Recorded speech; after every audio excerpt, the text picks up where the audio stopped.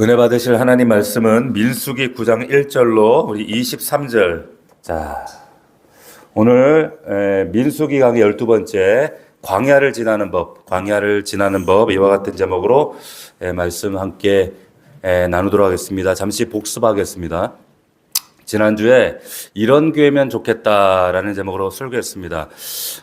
첫 번째 민수기 7장 89절을 보면 모세가 회막에 들어가서 여호와께 말을 아뢰려고 했는데 오히려 하나님께서 말씀하시는 목소리를 들었다라는 기록이 있습니다. 우리도 오늘 하나님께 우리의 기도 제목을 아뢰려고 이 자리에 나왔지만 오히려 하나님 음성 듣고 돌아가는 이 밤이 되기를 주의 이름으로 축원합니다. 두 번째, 성막은 구조적으로 외부의 빛이 들어올 수 없다 그랬죠. 왜? 네 겹으로 덮었다 그랬거든. 네 겹. 그림 기억나시죠? 창문도 없습니다. 완벽하게 깜깜하게 덮여 있어요. 근데 그럼 이 안에서 어떻게 제사의 일을 진행하는가? 등잔대에 빛이 있기 때문입니다. 외부의 빛과는 상관없는 빛이라 그랬죠. 교회는 세상의 빛과 외부의 빛과는 구별되는 다른 빛이 있어야 된다. 제가 그 말씀 드렸어요. 교회 안에 이 빛이 있어야 됩니다. 근데 이 등잔대의 빛을 요한계시록에 따르면 이 빛을 뭐라 그랬습니까? 성령의 빛이라 그랬어요. 자, 이 성령의 빛. 그래서 교회가 이 성령의 조명으로 밝게 빛나는 교회가 되어야 할 줄로 믿습니다. 성령의 빛이 없으면 그 교회는 죽은 교회라는 거예요. 특별히 이 등잔대의 빛을 비추고 있는, 마주하고 있는 게 뭐라고 한지 기억나시나요? 등잔대에 마주하고 있는 게 뭐라고요? 떡상이라고 그랬어요. 떡상. 다시 말하면 등잔대가 어디를 비추고 있어요? 떡상을 비추고 있단 말이에요. 의미가 있다라고 했습니다. 자, 떡은 진설병은 영의 양식을 상징한다고 말씀드렸어요. 그러니까 성령이 말씀을 조명하는 교회. 할렐루야. 성령이 보증하신단 말이에요. 그 말씀을. 이 영적인 양식을 성령이 조명해 주셔야 돼요. 예수님이 말씀하셨죠. 나는 생명의 떡이다. 다시 말하면 성령님이 예수 그리스도를 비추는 교회, 예수를 드러내는 교회가 되어야 된다는 거예요. 교회는 예수를 드러내는 교회가 되어야 할 줄 믿습니다. 이게 너무너무 중요하다는 거예요. 자, 그리고 이제 오늘 본문으로 넘어왔습니다. 넘어오면 자, 이 말씀의 배경이 우리가 먼저 숲을 봐야 되는데 지금 이 말씀이 지금 어디에서 이 말씀이 선포되고 있는가? 시내산 앞에 지금 이스라엘 백성들이 머물고 있어요. 자, 언제 이곳에 도착했냐면 출애굽한 뒤에 3개월 뒤의 일입니다. 그러니까 출애굽기 19장을 보시게 되면 이스라엘 자손이 애굽을 떠난 지 3개월 된 날, 그날 시내산 앞에 있는 시내 광야에 이르렀다라고 하는 말씀이 19장 1절에 나와요. 그러니까 그때부터 계속 지금 민수기 여기까지 계속 그 자리에 있는 겁니다. 그러니까 언제까지 있냐면 우리가 다음 주 나누는 이제 민수기 10장 10절까지 계속 한 자리에서 지금 똑같은 지금 자리에 머물고 있는 거예요. 그러니까 민수기 10장 11절에 보면 한번 10장 11절 한번 보실래요? 거기 한번 보세요. 보시면 둘째 해 둘째 달 20날에 구름이 증거의 성막에 떠오르매 이스라엘 자손이 시내강에서 출발하여 자기 길을 가다니. 자, 출발했대요. 그러니까 놀랍게도 출애굽기 19장부터 출애굽한 지 3개월 지난 출애굽기 19장부터 출애굽이 끝나는 40장까지, 그리고 레위기 1장부터 레위기 끝나는 29장까지, 그리고 민수기 1장부터 여기 이제 민수기 10장 10절까지가 지금 한 자리에 한 곳에 있었다는 얘기예요. 그러니까 굉장히 긴 시간 동안 시내산 앞에 광야에 지금 머물고 있는 겁니다. 거의 1년 가까운 시간. 그러니까 이 1년 동안 뭐 했어요? 하나님이 율법도 주시고 십계명을 비롯해서 말씀을 주시고 성막 짓는 법, 뭐 성물 만드는 법, 그리고 뭐 제사장 의복이 어떻고 뭐 성막 실제로 만들잖아요. 그리고 제사법 이런 것들을 하나님께서 가르쳐 주시는 거예요. 그 성막이 지어진 다음에 그리고 이제 이스라엘의 진이 재편됐다 그랬죠. 혈통하고 나이 순하고 상관없이 세 지파씩. 왜? 그리고 이제 이동할 때는 어떤 순서로 이동해야 된다, 이런 교육을 받았어요. 자, 가나안으로 본격적으로 이제 진군하기 전에 교육받은 시간인 거예요. 출애굽기 19장부터 민수기 10장 10절까지. 자, 그런데 오늘 부분이 왜 중요하냐면 이제 곧 떠날 건데 떠나기 전에 하나님께서 마지막으로 주시는 당부이기 때문에 마지막 말씀이기 때문에 이게 중요하다는 겁니다. 우리가 여행도 이렇게 떠나기 전에 보면 가이드가 막 이제 뭐 당부하잖아요. 이제 이 주의사항들을 똑같은 겁니다. 하나님께서 이제 본격적으로 광야로 행진하려고 하는데 이스라엘 백성들에게 이제 뭘 말씀하시는가 이게 되게 중요하다는 거예요. 자, 첫 번째 잘 봅시다. 첫 번째는 유월절 지키라고 하셨어요. 9장 1절 다시 봅시다. 자, 애굽 땅에서 나온 다음에 첫째 달에 여호와께서 시내 광야에서 모세에게 말씀하시는데 이스라엘 자손에게 유월절을 그 정한 기일에 지키게 하라. 그 정한 기일 곧 이달 1월이에요. 14째 달 해질 때 너희는 그것을 지키되 모든 율례와 그 모든 규례대로 지켜라. 자, 제일 먼저 시내산을 이제 떠나기 전에 제일 먼저 명령하신 것이 뭐냐? 유월절을 지키래요. 유월절이 뭔데? 아시죠? 유월절은 뭔지? 자, 이스라엘 백성들이 출애굽 전날, 자, 이집트에 죽음의 사자가 이르렀어요. 모든 집 장자 다 죽어요. 근데 이스라엘 백성들은 양 한 마리를 잡아서 양의 피를 문설주 임방에 발라요. 피를 발라? 그러면 죽음의 사자가 입시를 지나갈 때 어떻게 했어요? 피가 발라져 있는 집에는 패스오버, 유월, 넘을 월자예요. 똑같은 말이야. 넘어갔다 이 말이에요. 유월절. 자, 그래서 유월절을 지켰단 말이죠. 그러니까 이스라엘 백성들이 이제 이 기점으로 이제 출애굽을 하는데 이날을 기념하래요. 굳이 비유자하면 우리나라로 치면 이 6월절이 개천절 플러스 아마 광복절쯤 되는 날이란 말이에요. 굉장히 의미가 있는 날입니다. 근데 이스라엘 백성들이 이제 이 민수기의 광야에서 떠나기 전에 하나님께서 이 6월절 은혜를 잊지 말고 꼭 기억하라는 거예요. 떠나기 전에. 너희들이 노했던 너희들이 자유민이 된 날, 말 그대로 구원의 은혜를, 그 구원의 은혜를 만난 날 잊지 말라는 거예요. 잘 들으십시오. 광야를 지나는 첫 번째, 광야 같은 인생길 우리가 걸어가는데 우리에게도 동일하게 하나님께서 적용하시는 말씀입니다. 우리도 그럼 양 잡아야 되나? 그 말이 아니에요. 그럴 필요가 없어요. 자, 이 6월절 의미를 우리가 이해하려면은 성경 전체에 지금 관통하고 있는 대속이라고 하는 이 의미, 대속, 리뎀션이라고 하는 이 의미를 여러분 잘 이해하세요. 대속, 속량. 그러니까 이 대속의 의미를 제일 먼저 지금 투영하고 있는 말씀이 창세기에 보면 여기에 제일 먼저 등장하잖아요. 어떤 장면으로? 하나님께서 아담과 하와에게 다 먹어도 된다. 그런데 이거 하나만 먹지 마라. 뭐? 선악과 먹지 마. 먹으면 정령 어떻게 된다? 죽으리라. 먹었어요, 근데. 자, 먹었는데, 제가 지난주에 말씀드렸죠? 혼과 육은 멀쩡해요. 영이 단절됐어요. 죽어버려요.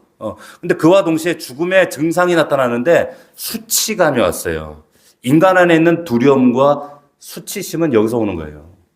자, 그러니까 하나님을 피하게 됩니다. 낯을 피하게 돼요.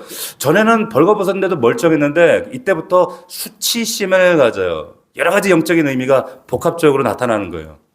자, 벌거벗었는데 부끄럽지 않은 관계. 제가 어릴 때 우리 애들 키우다 보니까 우리 애들은 이 5, 6살 때까지 빨가벗어 벗겨놔도 안 부끄러워 하더라고, 부모 앞에서. 안 부끄러워요. 근데 얘네들이 크면서 뭔가 세상이 들어오고 자의식이 발동하면서부터 어떻게 해요? 이제 조금 싫어하더라고요. 다 의미가 있습니다. 이런 상황이 돼버린 하나님 앞에서. 하나님 앞에 숨어요. 감춰요. 그래서 어떻게 합니까? 무화과 잎으로 수치를 가리잖아요. 부끄러움을 감춰요. 하나님이 아담아 내가 어디 있느냐 부르세요. 불렀어요? 자, 그런데 아담을 찾으시면서 하나님께서 매우 독특한 행동 하나를 하셨어요. 기억나세요? 어떤 거? 창세기 3장 21절을 보면 여호와 하나님이 아담과 그의 아내를 위하여 가죽옷을 지어 입히세요.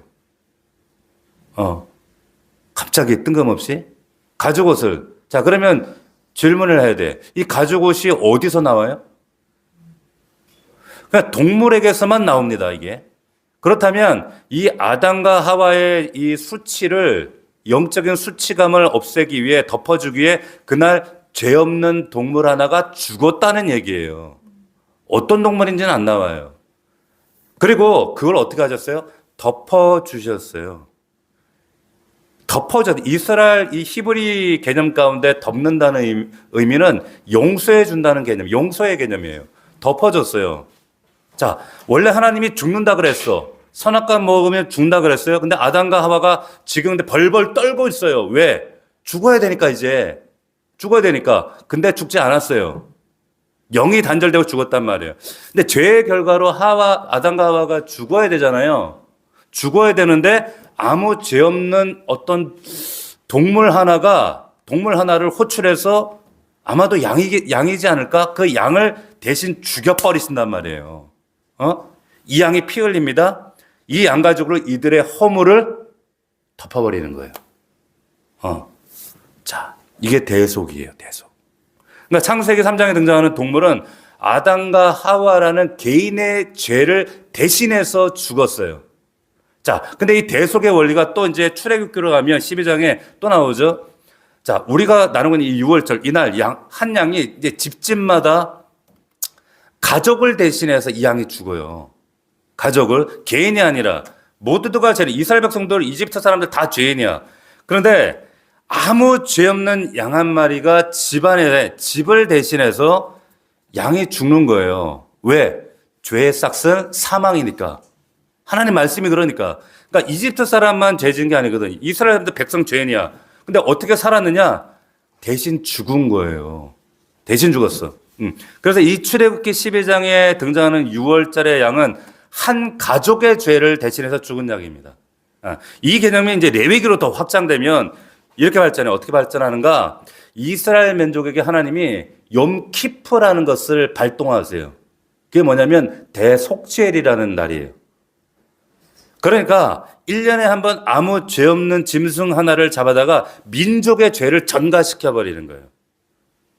자, 확장되는 개념 아시겠죠? 아담과 하와 개인의 죄, 그래서 출애굽기에서 가족의 죄, 이제는 용키프 대속죄일이라는 날을 통해서 이제 민족의 죄로 확장해서 전가를 시켜버리는 거예요. 그래서 레위기 16장에 보면 잘 한번 들어보세요. 아론은 그의 두 손으로 살아있는 염소의 머리에 안수한대요. 그리고 뭐라고 되는가? 이스라엘 자손의 모든 불의와 그 범한 모든 죄를 아뢰고 그 죄를 염소에게 전가한다는 거예요. 전가. 1년 동안 이스라엘 백성들이 살면서 얼마나 많은 죄를 지었겠어요. 죄의 삭은 사망이니까 여기서 벗어날 인간이 없는 거예요. 하나님과 막혀버리니까 하나님 말씀이 없고 소통이 안 되는 거예요. 그래서 하나님 이걸 어떻게 하시는가? 1년에 한 번 욤키프라고 하는 대속죄를 통해서 이스라엘 민족의 죄를 양 한 마리에게 다 전가시켜버리는 거예요. 이게 대속이에요. 그래서 레위기 16장에 등장하는 이 염소는 한 민족의 죄를 대신해서 죽은 거예요. 자, 이렇게 성경에 보면 대속의 역사가 흘러옵니다. 계속. 그래, 이 말씀이 이해가 될 때, 비로소 요한복음 1장에 나오는 말씀이 이해가 되는 거예요. 뭐라고 하세요, 거기에? 이튿날 요한이 예수께서 자기에게 나오심을 보고 이르되, 예수님 보고 뭐라고 하냐면, 보라, 이분은 세상의 모든 죄를 지고 가는 하나님의 어린 양이로다. 아멘? 이게 관통하는 거예요. 잘 들으세요.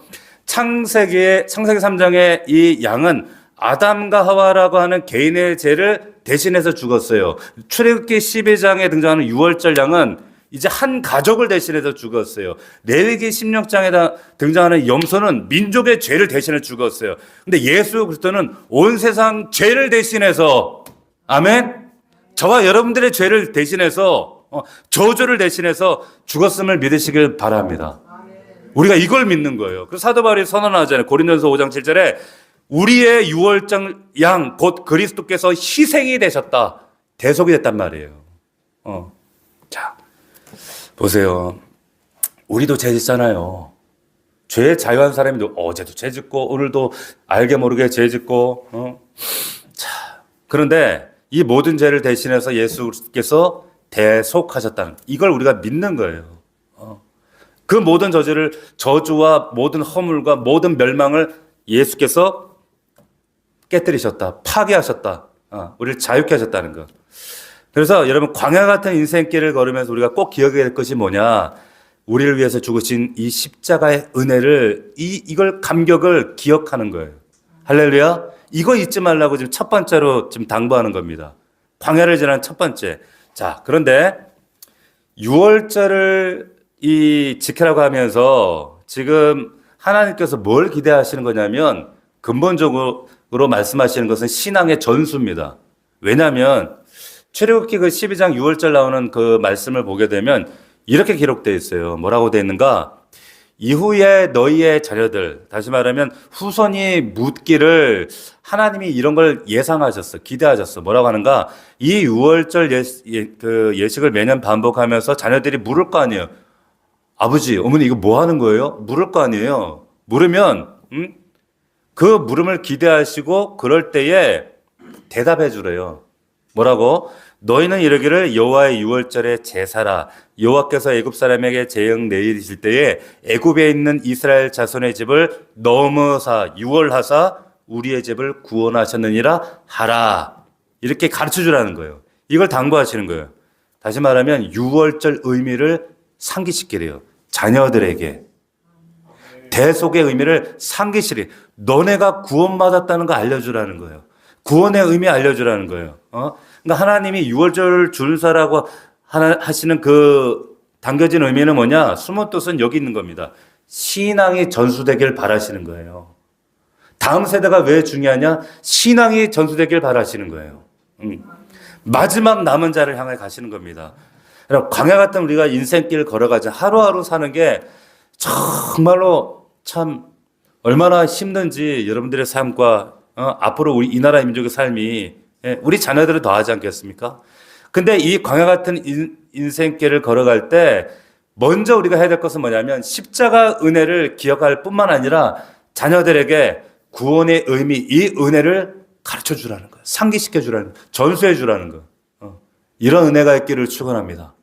할렐루야. 자, 우리는 여러분 선교하면은 우리가 공간적 선교를 땅끝까지 아프리카, 뭐 필리핀, 미얀마 이런 생각하는데 사실은 공간적 선교보다 시간적 선교에 대한 명령이 먼저 있어요. 무슨 말이냐면 아무리 땅끝까지 복음을 전해도 다음 세대의 우리 아들, 딸들에게 복음이 지금 전수되지 않으면 아무 의미가 없어요.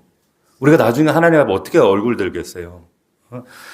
영국이 존 웨슬리를 한 그 영국이 18세기까지 세계의 그 기독교 국가로 선교사 파송이 1위였던 나라였습니다. 근데 19세기에 그게 1위가 미국으로 바뀌어요. 지금까지 미국이 1위입니다. 우리가 얼마 전까지 2위였어요. 근데 지금 2위가 밀려나서 2위가 브라질이 됐어요. 브라질이 됐습니다. 근데 보세요. 이제 한국도 지금 저물어 가는 거예요. 근데 그 18세기까지 그렇게 선교사를 많이 파송했던 영국이 왜 오늘날 이 모양 이 꼴이 됐는가? 술집으로 다 바뀌었잖아요. 교회가 없어요. 거의 이슬람화 되어 있어요.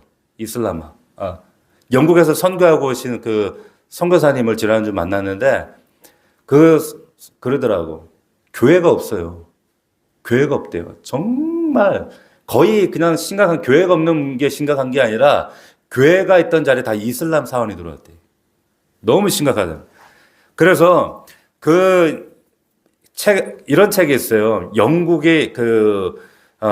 교회의 사망이라고 하는 책이 있습니다. The Death of Christian British라는 책이 있는데 두꺼운 책이거든요. 선교 보고서 책인데 뭐라고 되어 있냐면 왜 이런 영국이 이런 모양이 되었는가라고 하면 영국이 선교사만 많이 보냈지, 다시 말하면 공간적 선교만 많이 했지 시간적 설교에 실패했다는 거예요. 자녀들에게 복음을 가르치지 않았다는 거예요.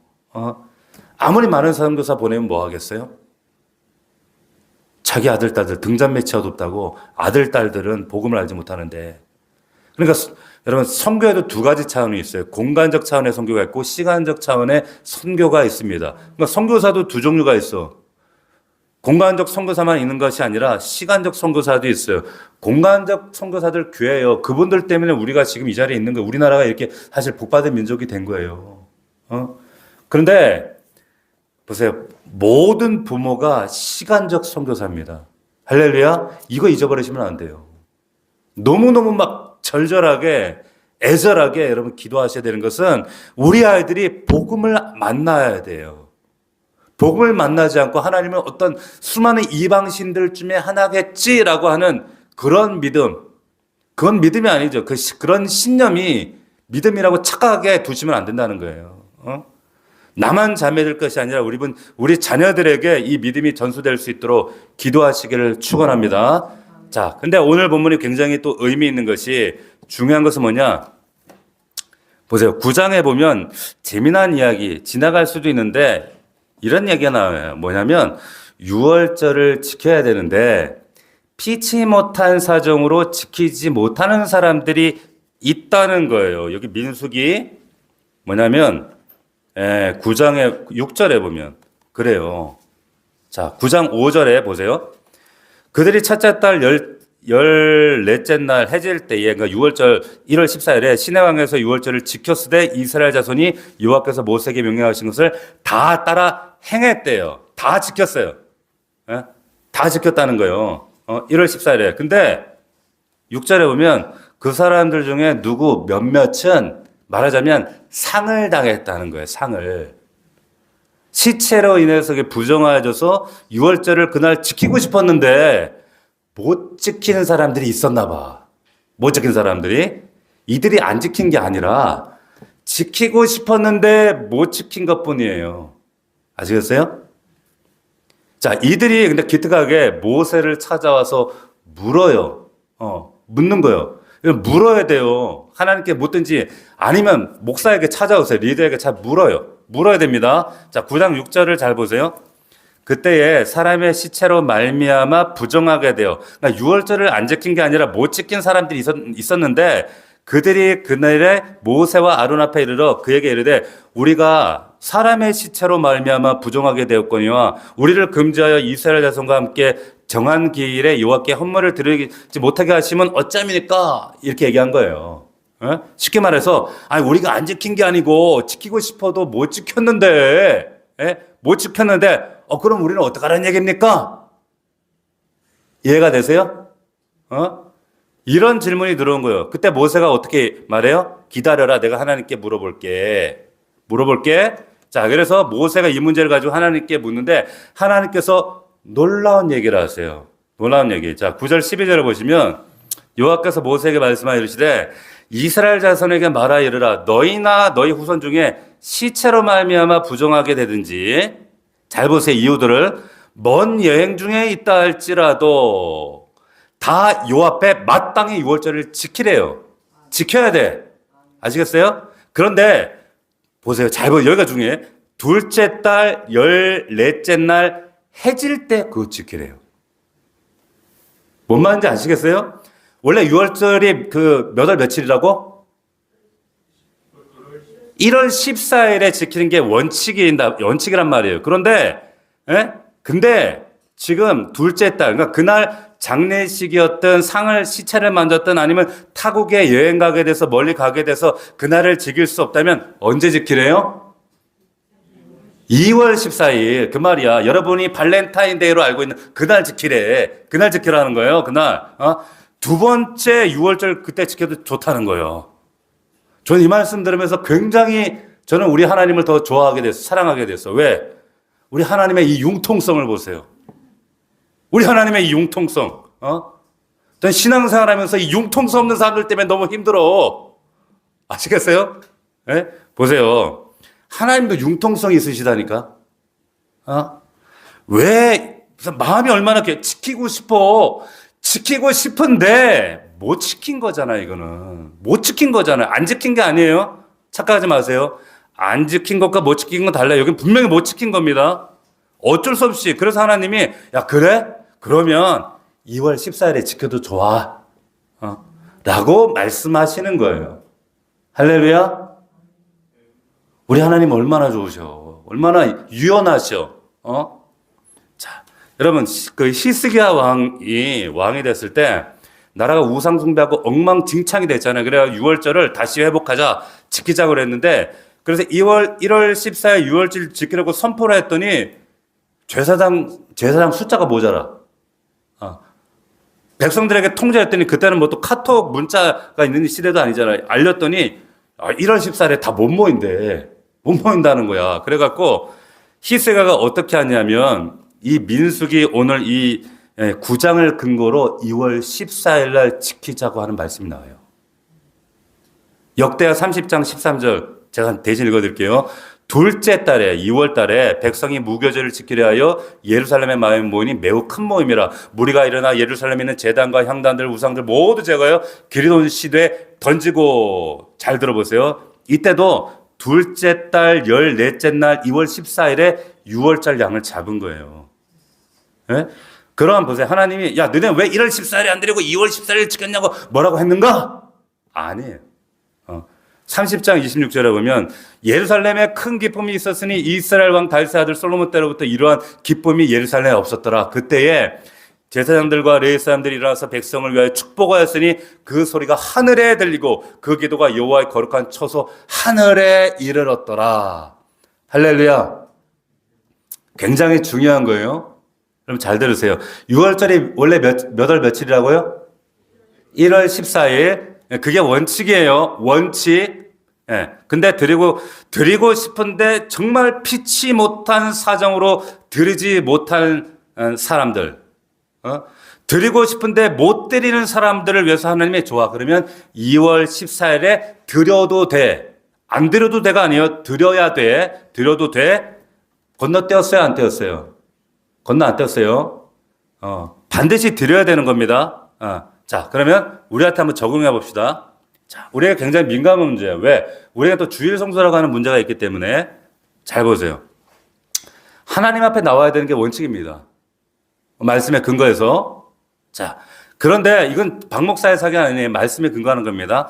그런데 피치 못할 사정으로 주일 지킬 수 없을 때가 있어요. 그런 분들이 있어요. 예를 들면 우리 간호사들, 의사들, 환자들 때문에 당직 서잖아요. 못 나올 때가 있죠. 당직 걸려서 피치 못하게 못 지킬 때가 있어요, 없어요? 있어. 자, 소방 공무원들, 경찰 공무원들, 이분들 주일날 부직에서로 못 지킬 때가 많아요. 이런 분들이 있어요, 없어요? 있잖아요. 그럼 오늘 민수기 9장을 근거로 말씀드리면 어떻게 해야 돼요? 죄책감 가지실 필요 없어요. 죄책감 갖지 마세요. 온라인 예배 드리시면 돼요. 하나님 그 예배 기쁘게 받으세요. 할렐루야. 왜? 하나님께 드리고 싶은데 못 가는 거잖아. 이건 못 가는 거잖아. 불가항력이잖아요. 어쩔 수 없잖아. 근데 그 하나님이 그 마음 받으신단 말이에요. 우리 하나님 얼마나 좋으시고 정말 융통성 있는 분이신데 너무 예배드리고 싶은데 몸이 너무 아파요. 움직일 수가 없어. 운전할 수가 없어. 온라인 예배 드리세요. 드리세요. 하나님께서 그 마음 받으시고 그 예배 분명히 받으세요. 아멘. 예. 제가 군대 입대했는데 교회 가면 때린대. 못 갔어요. 우리 때는 진짜 많이 맞았어. 저는 포병이었는데 맨날 포 그 구멍에 들어가서 맨날 강목으로 맞았어요.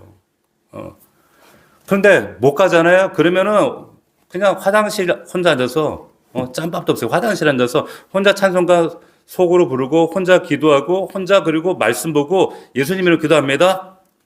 저는 그 예배 하나님 받으신 줄 믿어요. 그래도 건너뛰지 않아요.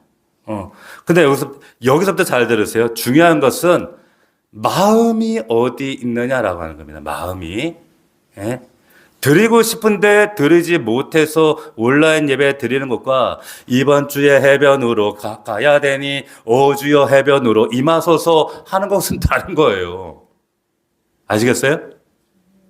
우리 이런 노래 있었잖아. 예? 분명히 다른 거. 차이 아시겠어요? 이거를 정말 예배 드리고 싶은 때 어쩔 수 없어서 못 드리는 것과 놀러 가기 위해서 온라인 예배 드리는 것은 분명 다른 거예요. 제 얘기가 아니잖아요. 그죠? 여러분들이 적어도 우리 재직들은 이 정도쯤은 왜? 우리가 낯설이기 때문에 우리가 바른 신앙 태도를 견지하지 않으면 얼마든지 우리는 타협하고 양보하고 내 편한 대로 성경을 내 편의대로 해석할 여지가 있는 죄성 가진 사람들이에요. 예? 여보세요. 애초에 하나님이 우리가 온라인 예배를 왜 드렸어요? 팬데믹 때 오고 싶어도 어쩔 수 없으니까 드리기 시작한 것 뿐이에요. 근데 지금은 이게 익스큐즈가 돼버렸어. 자, 여러분, 우리가 하나님 말씀은 말씀대로 믿고 말씀대로 순종해야 됩니다. 아멘. 자, 그리고 오늘 말씀 우리 계속 봅시다. 그 다음 말씀, 왜 우리가 이 말씀을 잘 받아야 되는가? 13절 한번 보시면, 보세요. 그러나 사람이 정결하기도 하고, 그러니까 1월 13일 예배드리는데 아무 문제가 없어. 여행 중에 있지 아니하고, 또 이걸 보면, 아, 여행은 또 괜찮나 보다, 이런 뜻이 아니에요. 그게 아니라, 이 말이 그 말이 아니에요. 여기서 여행은 세번역 성경에는 뭐라고 된가? 먼 길을 떠난 것도 아니면서 지키지 않는 사람은 이런 거예요. 여행이 우리가 말하는 그런 트립이 아닙니다. 예? 그래서 지킬 수 있는데 지키지 않는 사람은 백성 중에 끊어진다는 지금 아주 엄중한 경고를 하고 계세요. 그래서 그 죄책을 너희가 감당해야 된다고 말씀하시는 거예요. 그러니까 제가 주일 성수를 여러분들이 강조하는 것들은 이 말씀을 알고 있는데 어떻게 제가 모른 채요? 그렇지 않겠어요? 중요한 것은 뭡니까? 마음이라는 겁니다. 마음이에요, 마음.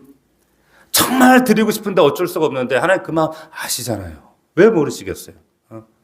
근데 이 말씀 우리가 악용해서는 안 된다라고 하는 거. 자, 광야를 지나는 법 두 번째 우리가 생각해 봅니다. 하늘을 살피고 살아야 된다 그래요. 이게 무슨 말이냐? 민수기 9장에서 6월절 지키라고 했고 그 다음부터 계속 읽어보면 중요한 게 뭐냐? 하늘을 살피고 살래. 무슨 말이냐면 하늘에 뭐가 있으니까. 자, 15절 한번 보세요. 9장 15절. 성막을 세운 날에 구름이 성막 곧 증거의 성막을 덮었고 저녁이 되면 성막 위에 불 모양 같은 것이 나타나서 아침까지 이르렀대요. 그러니까 낮에 성막으로부터 구름이 일어나고 진을 덮어버리는 거예요. 진을. 놀랍죠? 이게 왜 중요할까? 광야잖아. 엄청 덥잖아. 그늘이 하나도 없잖아. 근데 하나님 그늘 주신 거예요. 할렐루야. 밤에는 이게 또 불이 들어와. 따뜻하네. 환하네. 밝아요. 그러니까 구름기둥, 불기둥이 따로 있었던 게 아니라 낮에는 그늘을 만들어주고 밤에는 이게 보일러 역할을 해주는 거예요. 밝기, 등불 역할을 해주는 겁니다. 시편에 배고픔에 보면 그래서 말씀이 오니까 여호와께서 구름을 펴사 덮개를 삼으시고 밤에 불로 밝히셨다 그랬어요. 그러니까 하늘만 봐도 하나님의 은혜와 보호하심을 확인이 되는 거예요. 아, 그렇구나. 근데 더 중요한 것 17절부터 보면 보세요. 구름이 성막에서 떠오를 때는 이게 성막에 가만히 있다가 갑자기 구름이 뭉게 올라가요. 이게 올라간다는 거야. 그러면 이스라엘 자손이 행진을 시작합니다. 근데 구름이 가다가 멈춰요. 그러면 그곳에 이스라엘이 진쳐요. 성막 치고 또 이제 거기 진을 치는 거예요. 자, 계속 보세요. 이스라엘 자손이 여호와의 명령을 따라 행진도 하고 여호와의 명령 따라 진도 칩니다. 구름이 성막 위에 머무는 동안엔 그들이 진영에 머물고 구름이 성막 위에 머무는 날이 오랠 때는 이스라엘 자손이 여호와의 명령을 지켜 행진하지 아니하였으며 혹시 구름이 성막 위에 머무는 날이 적어도 그들이 다만 여호와의 명령을 따라 어제 진쳤어도 오늘 움직이면 또 갔다 그 말이에요. 여호와의 명령을 따라. 자, 이스라엘 백성들은 그래서 뭐예요? 항상 하늘을 살피고 삽니다. 구름을 쫓는 거예요, 구름을. 우리말에는 저 뚱구름 잡는 것도 아이고 저것도 그러잖아요. 안 좋은 말씀을. 근데 이스라엘 백성들한테는 이게 진짜 은혜로운 말, 표현인 거예요. 이스라엘 백성들이 뚱구름 쫓았거든. 매일매일. 예? 자, 무슨 말인지 모르시는 분들은 집에 갈 때쯤 이게 기억날 거예요. 뜬구름 쫓는 인생이었단 말이에요. 광야를 갔는데 하나님 지도를 주시지 않았어. 지도가 갖고 계신 분이 누가 있어요? 1년 뒤에 우리가 1년 뒤에 내일도 모르는데. 예? 그런데 광야의 구름이 성막구름 보세요. 이스라엘의 그 구름이 성막의 구름이 뭉게뭉게 오를 때 근데 그 주변에 광야에는 다른 구름은 없었을까요? 이스라엘 가보신 우리 정혜중 집사님은 어째 그날 날씨가 어땠는지 모르겠는데 예? 보세요. 그런 생각 안 해보셨어요? 그 성막에 있는 구름 말고 다른 구름은 없었을까? 그 구름만 있었을까? 자연 발생적으로 보이는 그 구름 없었을까? 그러면은 자연 발생적으로 생각하는 보이는 구름하고 성막 위에 붕괴 올라가는 구름하고 헷갈리지 않았을까? 이런 생각 안 해보셨어? 예? 분명히 다른 구름도 있었을 거 아니에요. 저만 이런 생각하는 거예요? 예? 근데 여러분 잘 보세요. 제가 놀라운 사실 알려드릴게요. 이스라엘 백성들이 이거 헷갈릴까 안 헷갈릴까? 안 헷갈립니다. 왜? 왜요? 여러분 지구에 지금 난방 시스템이 돌아가잖아요. 바람이 불잖아요. 근데 이 지구 안에도 하나님이 만드신 글로벌 윈드 시스템이 작동하고 있는 거 아시죠? 어떻게? 지금 우리나라 대한민국하고 미국 지역도 가시면은 우리 대한민국 무슨 바람이 부는 줄 아세요? 편서풍 지대에 속해요. 그러니까 다시 말하면 서쪽에서 바람이 불어온단 말이에요. 편서풍 지대에 속했기 때문에. 그러니까 중국 황사, 그놈들이 보내는 그 황사가 맨날 우리 괴롭히는 거야. 그러니까 이게 어쩔 수가 없어. 이 복수할 방법이 없어. 편서풍이 불기 때문에. 예? 이게 왜 중요하냐면, 저는 아직 미국을 안 가봤지만, 미국에서 한국으로 올 때하고 한국에서 미국으로 갈 때 비행 시간이 다른 거 아세요? 왜 그런 줄 아세요? 미국에서 한국으로 갈 때는 15시간, 16시간이 걸려요. 미국에서 한국으로 올 때. 근데 한국에서 미국 갈 때는 13시간 걸려요. 왜 그래? 예? 올 때는 편서풍을 거슬러 와야 된단 말이에요. 갈 때는 편서풍을 등지고 가기 때문에. 맞아요? 모르셨어요? 그렇다니까. 그런 거예요. 여러분 잔디밭에 누워 가만히 보면 구름이 어디로 올라가는 줄 아세요? 동해를 향해 올라가요. 구름이 동쪽으로 편서풍지대에 있기 때문에 신기하지. 근데 이스라엘은 반대야. 왜? 이스라엘, 이집트 그쪽 지역은요 무역풍이 불어요. 무역풍이 부니까 이게 왜 중요하냐면 그러니까 동풍이 분단 말이에요. 동풍이 이집트와 이스라엘 사람들이 경험하는 이 구름의 이동 방향은 그러면 이게 반드시 동쪽에서 서쪽으로 가게 돼 있어요. 서쪽으로. 근데 이스라엘 사람들은 지금 행진 방향이 어디예요? 서쪽에서 동쪽을 향해 가나안 땅을 간단 말이에요. 그러니까 구름의 이동 방향하고 어떻게 돼? 반대란 말이에요. 반대. 그러면 자연 발생적으로 나타나는 이 구름하고 다 이집트 쪽으로 가는데 하나님의 구름은 어떻게 해요? 가나안 땅 동쪽을 향해 가는 거야. 헷갈려요? 안 헷갈려요? 이스라엘 백성들 안 헷갈린 거예요. 안 헷갈려요. 야, 어마어마 이게 신기한 정말 하나님이 신묘막측하시다니까. 응? 자, 그러니까 하나님의 임재를 상징하는 구름만 가만히 있다가 이동하면 동쪽으로 이동하는 거예요. 자, 왜 이런 하나님의 역사 가운데 이런 일들을 행하시는가? 하나님께서 이러한 현상들을 통해서 구름을 통해서 이 백성들을 인도하시면서 의도하신 게 있어요. 그게 뭐냐면 순종입니다. 보세요. 오늘 본문에 따르면 여호와의 명령을 따라라는 말이 9번이 나와요. 눈치채셨나요? 구름 뜨면 그냥 가는 거예요. 멈추면 구름이 그냥 멈추는 거야. 어떨 때는 오래, 어떨 때는 짧게. 어제 진쳤는데 오늘 움직이면 가야 돼. 계속 훈련시키는 거예요. 근데 왜 이래야 돼요? 한 번에 쭉 가면 안 돼? 네? 제가 군대 갔는데, 이제 아이들이 군대를 하나둘씩 가고 있는데, 군대 가면 얼차려라는 걸 받아요. 기합 받아요. 근데 이제 요즘 그래서 자네한테 걱정하지 마십시오. 저거들 막 그래도 다 거짓말이에요. 가면 기합 받아. 일어나, 엎드려, 기어, 굴러, 자루 굴러, 엎드려 뻗쳐, 박아, 이런 한단 말이에요. 근데 왜 기합 주는지 아세요? 기합 주는 이유가 있어요. 왜? 예? 왜 그래요? 명령하고 듣게 만들어요. 왜? 상관의 명령에 몸이 복종하게 만드는 거예요. 몸이. 예. 이게 왜 중요하냐면 전쟁에 나가서 지휘관들이 야 너네 둘이 먼저 공격 앞으로 했는데 왜요? 왜 우리가 먼저 가야 돼요? 억울해요. 무서워요. 이러고 있으면 무슨 전쟁이 되겠어요? 그러니까 광야에서 진쳐, 움직여, 멈춰, 몸으로 반응하게 하나님 만드시는 거예요. 특별히 21절을 보니까 이틀이든 한 달이든 1년이든 구름이 성막위에 머물러 있을 동안에는 이스라엘 자손이 움직일 수가 없어요. 이틀이든 한 달이든 1년이든 시간에 대한 완벽한 주권을 하나님이 가지고 계시겠다는 거예요. 할렐루야. 나의 시간표가 의미가 없다는 말이에요. 여러분, 광야 같은 인생길을 우리가 걷습니다. 내 시간표 아무 의미 없어요. 하나님이 주권 갖고 계세요.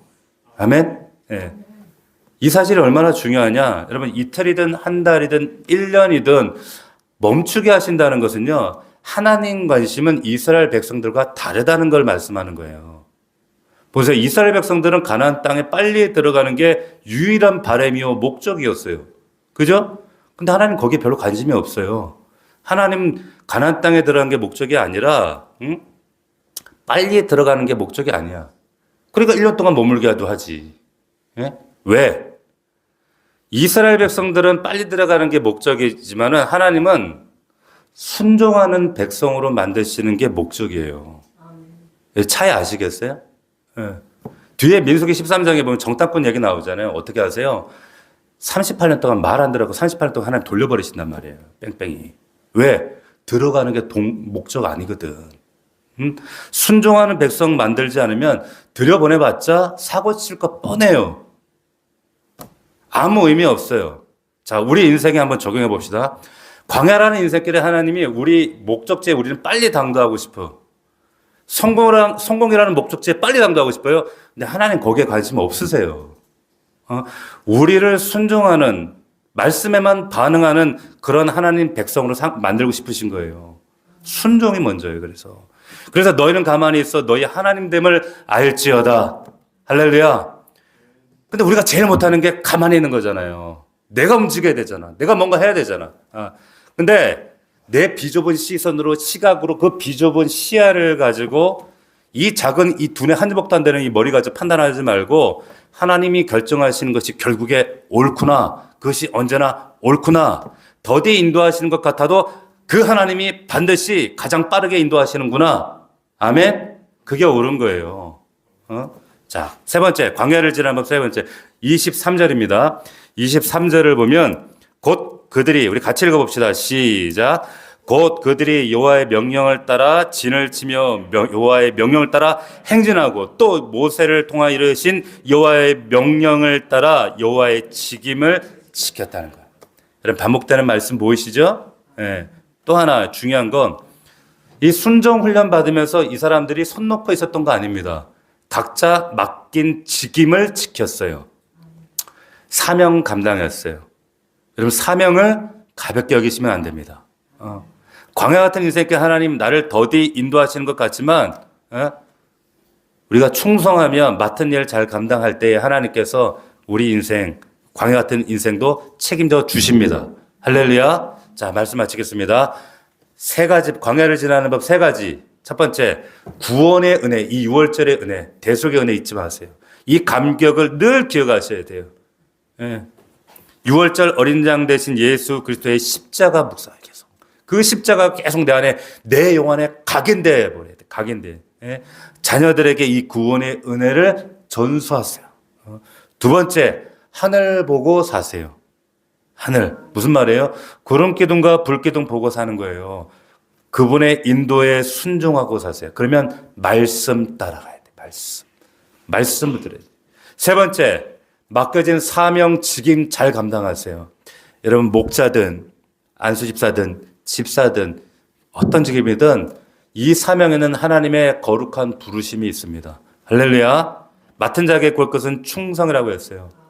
이 말씀 붙들고 승리하는 우리 교회 되기를, 우리 주의 종들 되기를 주의 이름으로 축원합니다. 기도합시다. 우리 말씀 붙잡고 약속이 우리에게 순종이 될 때 말씀을 듣는 자, 읽는 자, 지켜 행하는 자가 복이 있다 했으니 하나님 이 말씀 우리에게 순종의 말씀, 능력의 말씀 되게 하여 주시옵소서. 말씀을 내 생각대로 판단하는 자들이 아니라 말씀대로 순전히 믿고 행하는 자가 되게 하옵소서. 우리 주여 세 번 부르고 통성으로 나라와 민족과 교회와 우리 가정과 자녀들을 위해 기도합니다.